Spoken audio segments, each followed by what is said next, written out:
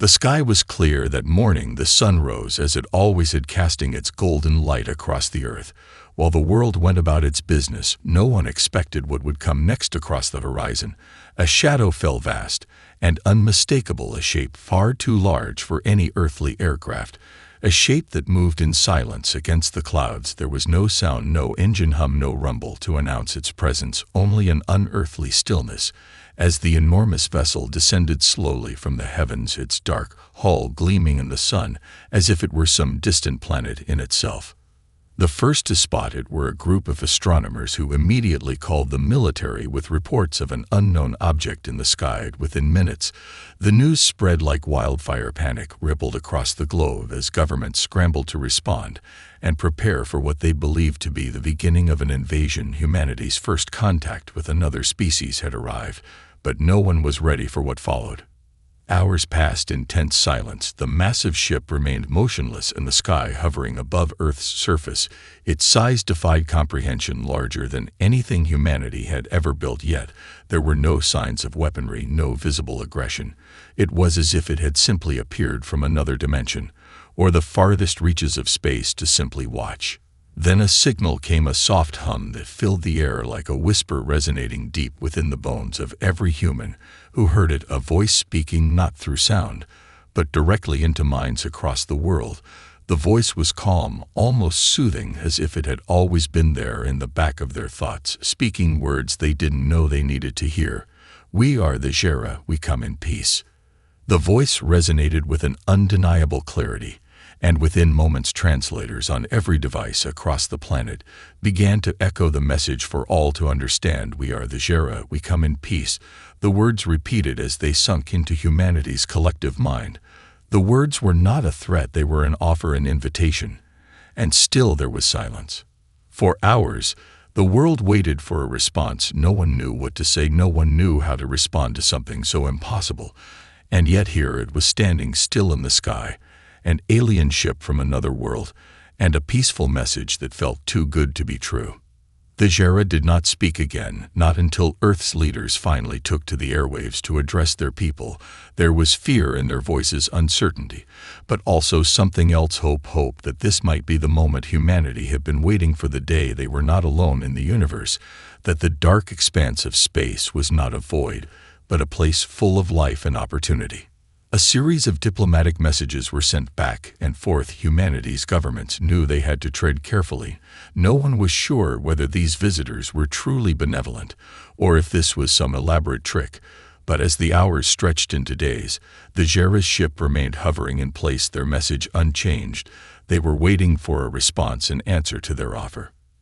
And then it came. Humanity, in its endless curiosity and hope, answered with a simple question: "What is it you want from us? What gift do you bring?" Humanity did not yet understand the full weight of the moment, but they could feel it. They were standing on the edge of something unknown and extraordinary, and no one could say for sure which direction it would lead. The Jera's response was simple: "The gift is for you to take. We wish to share it freely with your people. It will elevate your species to heights you have never dreamed of. The choice is yours." The days following the Jera's declaration felt like a dream and a nightmare wrapped into one. Humanity had just been offered something no one could have ever imagined, an invitation to a new chapter in its existence. The possibilities were endless and terrifying. At the same time, the world waited as scientists, diplomats, and leaders from every nation gathered to discuss the offer. The entire planet seemed to hold its breath as they debated whether to trust the alien visitors or decline the mysterious gift they brought with them. The Jera were patient. They made no demands. They simply waited in the sky, their ship silent and unmoving, its presence both reassuring and ominous. No one knew if this was the first step toward salvation or the beginning of humanity's destruction. There were arguments everywhere. Some said that Earth should accept the offer without question, that the Jera were advanced beyond anything humanity could comprehend, and they would not make such an offer lightly. Others were not so sure. They feared that the gift was too powerful, too dangerous to be trusted. Others still thought the entire thing was a trick, some kind of elaborate scheme to infiltrate Earth and control its people. It was the scientists who spoke first after much analysis, and testing the Xera's technology was confirmed to be unlike anything humanity had ever encountered. The crystalline core they had presented to Earth was not just an energy source, but a key to unimaginable power. Humanity had long been struggling with energy crisis, pollution, and wars over resources, and now it seemed that the solution to all of these problems had been placed in their hands. The gift was simple in appearance, a small glowing crystal that fit comfortably in the palm of a hand. Its surface seemed to shift with colors that couldn't be described by human words. It radiated energy, but there was no heat, no harmful radiation. It felt alive in a way that defied logic and science, yet somehow it was safe to touch. It was not cold or hot, just there, a strange stillness in its presence. The world's governments were divided. The pressure was unbearable. But at last a decision was made. Humanity would accept the gift, but with caution. Scientists and engineers would begin to study it further before they made any irreversible moves. The first tests were astounding. The crystal's energy output was endless. It could power cities for centuries without needing to be replaced. The energy was clean. There was no waste, no pollution, no harmful emissions. As nations scrambled to access the power, they realized the gift was more than just an energy source. It could do more than simply power machines. It could change the fundamental way humanity lived. It could cure diseases, end hunger, and unlock technologies that had been the stuff of dreams for centuries. Humanity had gained something far beyond its expectations. It was an opportunity to build a new world, a new future. But as quickly as the excitement began, so did the whispers of doubt. There were those who wondered if the Xera had more in mind than just sharing their gift. Had humanity unknowingly become a pawn in some grand game? One leader spoke out against the rush to accept the gift, saying it was too easy, too perfect to be true. The Xera's gift was too good to be without strings attached, yet no one knew what those strings might be. Still, the world pressed on, eager to embrace the power they had been given. As cities grew and economies flourished, a new age began. Humanity's technology surged forward faster than anyone had ever thought possible. But no one could forget the nagging feeling that lurked beneath the surface, that at any moment something might shift, that the gift could come with a price they weren't prepared to pay. But no one was prepared for what would happen next as the gift began to change humanity in ways no one had expected. It began with small things, barely noticeable at first, but soon the shift was undeniable. As humanity adapted to the new power of the crystalline core, the world changed rapidly. Cities expanded at unprecedented rates, disease became a distant memory, and resources were no longer a source of conflict. But with these transformations came new ambitions. What started as a simple desire to improve life on Earth slowly twisted into a yearning for dominance, not just on the planet, but in the universe itself. Behind the scenes, in darkened rooms and secured underground labs, the true potential of the Xera's gift was being explored in secret. The power of the crystal was far more than an energy source. It was a conduit, a force that could manipulate the very fabric of matter. Initially, humanity used it to build faster transportation, to create cleaner environments, to solve problems that had plagued Earth for centuries. But as scientists dug deeper, they began to realize that the crystalline core could do more than just power machines. It could be weaponized. No one had imagined it at first, and the Xera had never hinted at such a possibility. But the truth became clear with every new test, every new experiment. The crystal wasn't just a passive energy source, it was an amplifier. It could enhance anything it touched, turning mundane technology into something far more lethal. And those in power, the governments, the military forces, and the shadowy corporations, began to see the crystal not as a tool for peace, but as the ultimate weapon. In one of the hidden labs deep in the Nevada desert, a group of scientists had built the first prototype of a weapon designed to use the core's energy. It was a simple enough concept, a focused beam of energy capable of cutting through anything. But as they refined the technology, they realized the weapon could do far more than slice through steel or destroy tanks. With the right modifications, it could obliterate entire cities with a single strike. At first, the team was hesitant. This kind of power could not be unleashed without consequences. But then came the pressure. The government was pushing for results, urging them to build faster, to demonstrate the might of Earth's newfound strength.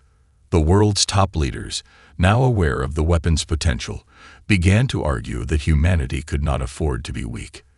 The galaxy was filled with unknowns, and if the Jera's peace offering was any indication, there were other civilizations out there, perhaps hostile, perhaps indifferent, and Earth needed to be prepared to defend itself. The first test came in the dead of night, away from the eyes of the public. The team activated the weapon, directing its energy at a small, uninhabited island in the Pacific Ocean. What followed was beyond comprehension. The beam fired, and the island vanished in an instant, reduced to nothing but a cloud of vapor. The scientists stood in stunned silence, their hands shaking. What they had done was irreversible. And they knew it. But it was too late now. The weapon worked. As the project grew, so did the secrecy. Other nations learned of the developments. And soon, rival factions were racing to create their own versions of the weapon. Some tried to replicate the technology, while others sought to control the core's energy for their own purposes. The United Nations, initially formed to bring humanity together, fractured as different countries scrambled to stake their claim in the New World Order. Meanwhile, the Jera, unaware of the unfolding chaos, continued to monitor Earth from their ship. They had warned humanity to use the gift wisely, to elevate the species without resorting to violence. They had never intended their technology to be a tool for war, but they had underestimated the hunger for power within the hearts of humans. The Jera's message grew more insistent, and then it turned cold. They demanded that Earth cease the development of the weapon and return to the path of peace. But it was too late. Humanity had tasted the power of the stars, and the lure of dominance was too strong to resist. Behind the glowing walls of government chambers and underground bunkers, the true question now echoed. Could Earth's leaders control the power they had created, or would they be consumed by it? And if the Jera chose to take back their gift, what would humanity do then? The decision was made in secret, a choice that would alter the course of history forever. In a secluded region of space, far from Earth's prying eyes, humanity prepared for the first true test of their newfound power. The world's leaders, military officials, and shadowy factions had quietly agreed to move forward with the weapon. The Jera's warning was ignored, dismissed as naive and idealistic. They had given Earth the gift, and now humanity would show its true strength. No one could be trusted to remain unchallenged in a galaxy so vast, so uncertain. The target was a small, barren moon located on the outer rim of the solar system, far enough to avoid any collateral damage to Earth or its colonies, but close enough to make a statement. The weapon, now fully assembled and enhanced with the energy of the crystal, was ready for its debut. It stood in a massive, darkened facility hidden deep underground. An enormous cannon built to harness the infinite power of the Jera's gift. At the heart of the machine, the core pulsed with unnatural light, humming as though it were alive. The military engineers watched with a mix of awe and fear as the countdown began. This was not just a test, it was a demonstration of humanity's new place in the universe. The pressure was immense. A single mistake could destroy everything. But no one spoke of failure, only of the potential that lay in their grasp. They were about to prove that Earth was not a weak, fragile planet. It was now a force to be reckoned with. The command was given, and the weapon fired. The beam that erupted from the cannon was unlike anything anyone had ever seen. The air seemed to ripple with energy as the colossal laser shot through the void of space, cutting through the darkness like a blade. It reached the moon in a fraction of a second, and when it hit, the results were immediate. The moon's surface shattered in an explosion of light and fire. Cracks ran across its surface like a spider's web, and before the shockwave had even reached the edges of the blast radius, the entire moon was vaporized. What had once been a rocky, silent satellite now became nothing but a cloud of gas and dust scattered across the cosmos. For a moment, no one spoke. The silence was deafening. The engineers, once so confident in their creation, stared at the view screen, watching as the remnants of the moon drifted away. The weapon had done more than they had anticipated. Far more. The power of the Jera's gift had been used not for construction, not for peace, but for pure destruction. At the command center, a few moments of stunned disbelief gave way to celebration. The weapon had worked beyond their wildest expectations. It had demonstrated humanity's ability to wield unimaginable power, to protect itself from any threat, to assert dominance in the universe. The world's leaders were already drafting the speeches, the declarations that would follow. This was the new era.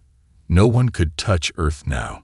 But as the cheers echoed through the darkened halls of the military base, a question lingered, quiet and unsettling. Had they gone too far? The world's leaders, now fully aware of the potential consequences of their actions, prepared to unveil the weapon's success to the rest of humanity. There was no turning back now. The Jera's warning was still fresh in the minds of those who had heard it, but the weapon's power was undeniable. It was too late to hide the truth. In the days that followed, Earth's governments began making plans. A demonstration for the galaxy was inevitable. The universe needed to know that Earth was no longer a helpless, fragile world caught in the struggle for survival. Earth was a force to be reckoned with, and the first strike had been made. But what would come next? Would the Jera stand by and watch as humanity continued down this dark path? Or would they act? It didn't take long for the Jera to react. Their message arrived swiftly, almost immediately after news of the weapon's tests spread across the galaxy. The first transmission came as a calm, yet unmistakably urgent call to Earth's leaders. The voice, once soothing and welcoming, now held a sharp edge, a sense of disappointment and concern. You have chosen a path of destruction. The voice of the Jera echoed in every communication device on Earth. The weapon you have created is not what we intended. It is not what we gifted you. We warned you against this path, and now you have crossed a line from which there may be no return. The galaxy will not allow this. The words were stark and heavy, carrying the weight of something far older and more experienced than humanity could comprehend. The Jera spoke not just for themselves, but for a larger coalition of species, an alliance built over eons to protect the peace of the galaxy. They had offered humanity their greatest gift, a promise to uplift the species and allow them to join a peaceful galactic order, but what humanity had done with it was something entirely different. The Jera's message was not a declaration of war. It was a warning, a plea for humanity to turn away from this new weapon, to abandon its ambitions before they spread too far. They told Earth's leaders that the weapon was an abomination, a violation of everything they had stood for in offering their technology. They spoke of ancient laws and cosmic treaties that bound the sentient species of the galaxy to peace and mutual respect. They reminded humanity that, should the weapon continue to be used, the consequences would be severe. Still, the world's leaders were divided. Some heard the Jera's plea and understood the gravity of the situation. They had crossed a line, no doubt. The test had been a message not just to the galaxy, but to themselves. But there were others who saw the Jera's words not as a warning, but as a challenge. To them, the galaxy was not a place of peace. It was a jungle where only the strongest survived. And Earth, with its new weapon, had just proven it was strong. The political divisions on Earth were now deeper than ever.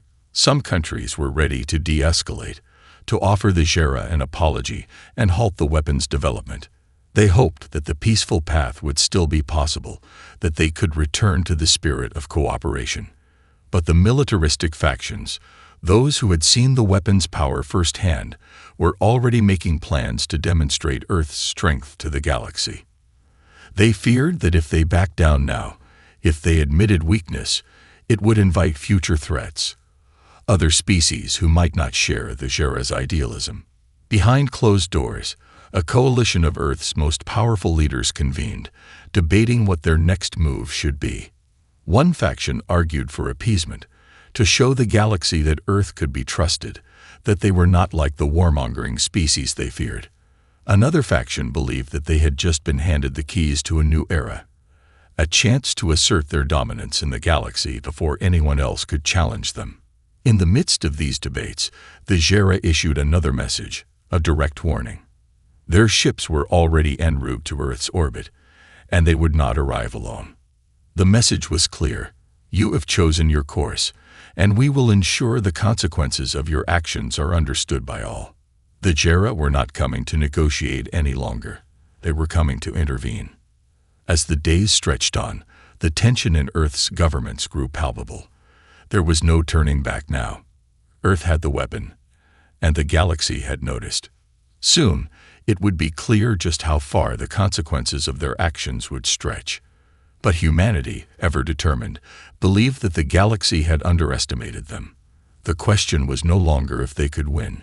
It was whether they were willing to fight for what they had created. The days after the supernova were tense, and the atmosphere on Earth shifted dramatically. What had once been a united front, eager to embrace a new dawn of peace and prosperity, was now fractured by fear and ambition. The weapon had worked beyond all expectations, but now humanity stood on the precipice of something far more dangerous than they had imagined. The shockwaves from the destruction of the star had been felt throughout the galaxy, and the Jera were no longer silent observers. They had issued their warning, but the world's leaders were still caught in the intoxication of power. While the political leaders debated what course of action to take, the scientists who had once marveled at the potential of the Jera's gift began to grow uneasy. Some of them had known from the start that this power was dangerous, but no one had truly grasped the scale of the threat. The energy of the Jera's crystal was unlike anything humanity had ever encountered.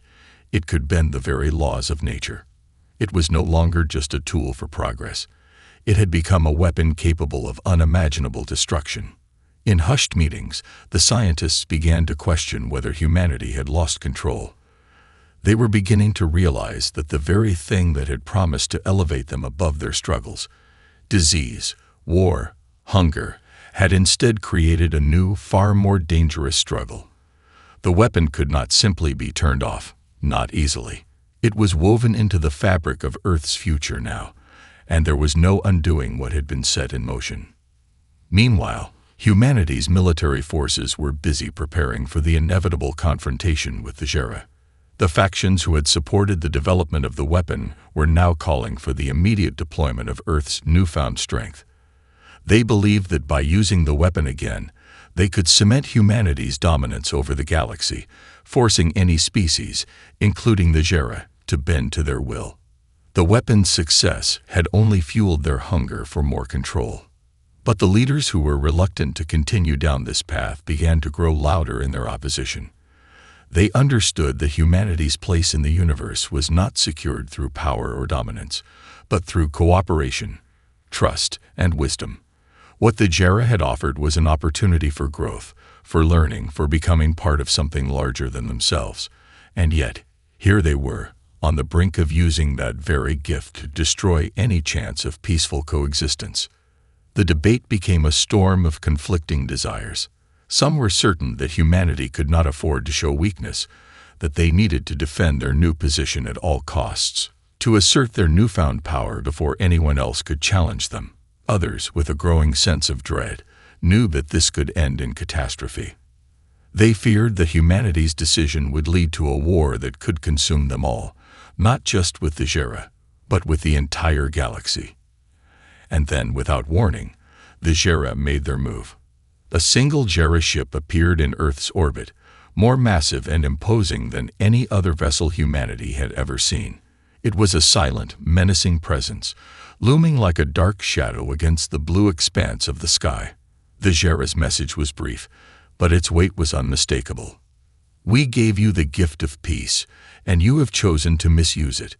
You have set the balance of the universe at risk. The consequences of your actions will not be forgotten."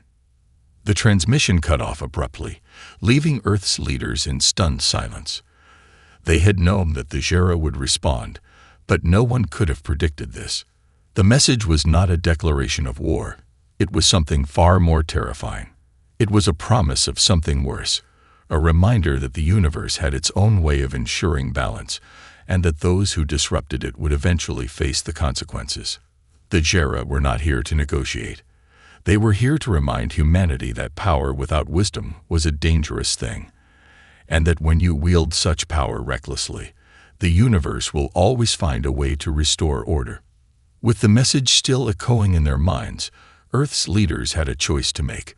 Would they continue on their path of arrogance and pride, risking everything to defend their weapon? Or would they recognize the grave mistake they had made and try to find a way to return to the peaceful path that the Jera had once offered?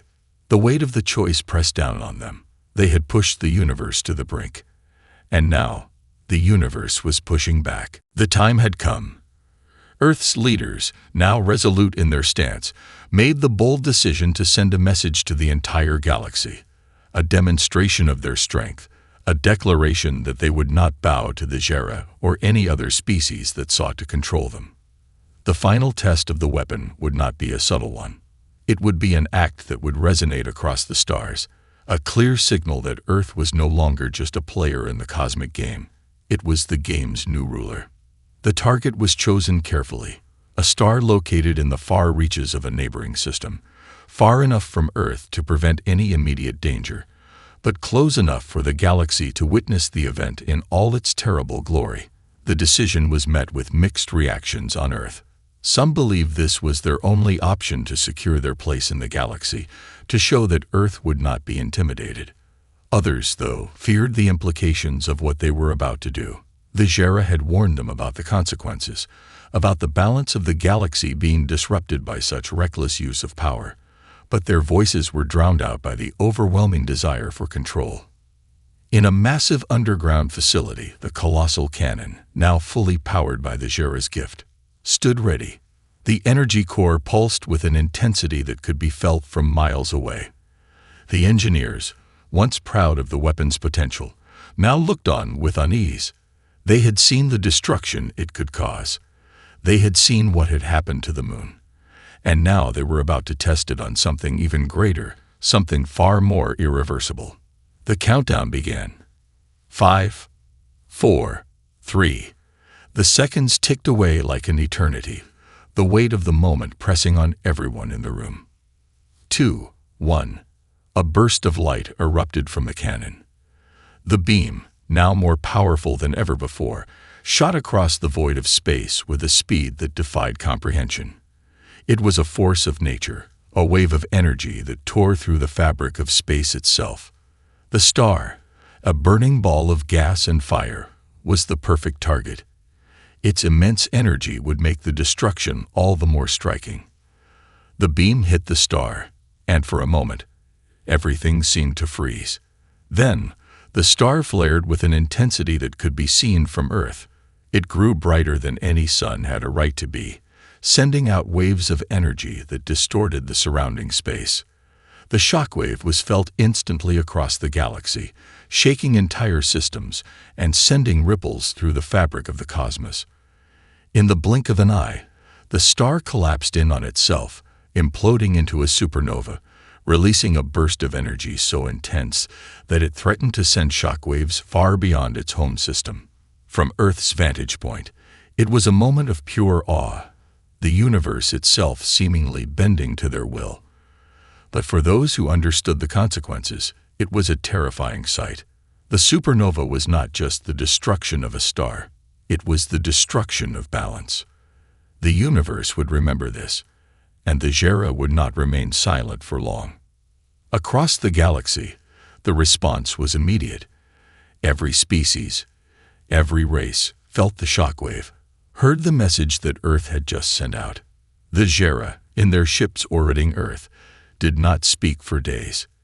They did not need to. Their presence was enough, a silent but undeniable testament to the severity of what had just occurred. They were coming, and this time, they would not be asking for humanity's cooperation. They would be demanding it. Humanity, in its newfound arrogance, believed that they had only proven their might. But the galaxy was vast, and its response would be swift and brutal. The Jera had warned them of the dangers of unchecked power, and now humanity had to face the consequences of their pride. As the shockwaves of the supernova continued to ripple across space, the message was clear. Humanity had made its choice. The ultimate test had been passed, but at what cost? The destruction of the star reverberated throughout the galaxy, a catastrophic event that no one would forget. The cosmic shockwaves sent ripples through every system, reaching even the farthest corners of the known universe. The balance had been broken, and the galaxy could feel it in its bones. On Earth, there was no turning back. The world's leaders, now united in their belief that humanity had ascended to a new stage of existence, watched in eager anticipation as news spread of their victory. The message had been clear. Earth was no longer a minor player in the universe. It was the new center of power, a force capable of reshaping reality itself. But behind the celebrations, a growing unease lingered. The Jarrah's silence was deafening. The looming presence of their ships hanging over Earth, unmoving and unyielding, was a constant reminder that the price of this newfound power had not yet been fully paid. The Jarrah had not yet spoken, but their message was being felt. The question now was not whether humanity could defend itself. It was whether it could survive the storm it had just unleashed. As the days passed, Earth's leaders began to prepare for the inevitable. They knew the Jarrah would not simply ignore what had happened. The galaxy's peacekeeping forces would move swiftly, and the consequences for humanity's actions would be severe. But Earth's militaristic factions, having tasted victory, were resolute. They believed that humanity had proven its strength, and that the universe would have no choice but to accept their place at the top. They were no longer afraid. They were ready for war. The final confrontation came swiftly, and it came without warning. The Jarrah's fleet arrived in Earth's orbit, their ships unlike anything humanity had ever seen. Towering and immense, they moved with a precision that left no room for doubt. These were beings of purpose, not diplomacy. The battle-ready ships were flanked by sleek, elegant vessels that seemed to shimmer with a soft, ethereal glow. The Jarrah had arrived, not to negotiate, but to reclaim their gift. A transmission came from the lead ship, and this time, there was no calmness, no tranquility in the voice of the Jarrah. It was cold, firm, and filled with sorrow. "You have broken the trust we placed in you. You have taken what was meant to elevate you and turned it into a weapon of mass destruction. The consequences of your actions are beyond your understanding, but we will give you one last chance. Stand down. Return to the path of peace, or face the consequences." The words hung in the air like a death sentence. Humanity's leaders, now fully aware of the scope of the situation, gathered in secret. The choice was clear but difficult. To surrender meant to admit that the Jarrah were right, that humanity had made a grave mistake. To fight meant risking everything, their survival, their power, their future. And yet, in the depths of their hearts, they knew that surrender was no longer an option. Too much had been gained. Too many had come to rely on the power of the Jarrah's gift. The weapon was Earth's greatest asset, and it had to be defended at all costs. The decision was made. Earth would fight. The world's governments, now united in purpose, activated their full military capabilities. The weapon, now refined and far more powerful, was aimed at the Jarrah's fleet, ready to fire. The planet stood on the brink of war, and humanity's future was on the line. But as the weapons were primed and tensions reached their breaking point, something unexpected happened. The Jarrah made no move to attack. Instead, their fleet simply hung there, silent and still, waiting. It was then that humanity realized the true cost of their choices. The galaxy wasn't afraid of the weapon. It was afraid of what humanity had become, a species that had traded its soul for power, a species that believed it could control the universe with the very technology that had been given to it in peace. In that moment, Earth's leaders realized that the battle they were about to fight was not one they could win, and they had no one to blame but themselves. The Jarrah had already won.